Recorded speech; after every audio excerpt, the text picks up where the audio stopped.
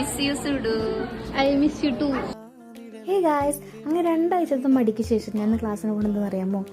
എൻ്റെ previous ബാച്ചിൻ്റെ convocation ആണെന്ന്. സത്യം പറഞ്ഞാൽ എനിക്ക് വേറെ ഫ്രണ്ട്സൊന്നുമില്ല. ഇവരാണ് എൻ്റെ ഏറ്റവും വലിയ ഫ്രണ്ട്സ്. അങ്ങനെ എല്ലാവരും ഒരുമിച്ച് അങ്ങോട്ട് പോവുകയാണ്. നല്ല വിഷമമുണ്ട്, നല്ല കുഴപ്പമില്ല. അങ്ങനെ പ്രോഗ്രാം എല്ലാം സ്റ്റാർട്ടാക്കി. എപ്പോഴത്തെ പോലെ പാട്ടുണ്ടായിരുന്നു,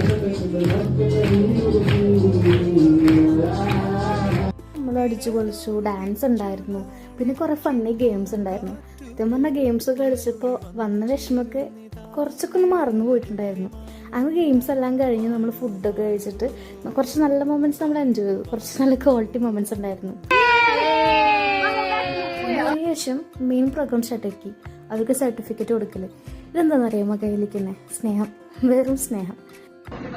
ഇതെന്റെ ശ്രീദേവി, എന്റെ പാർട്ട്ണറായിരുന്നു.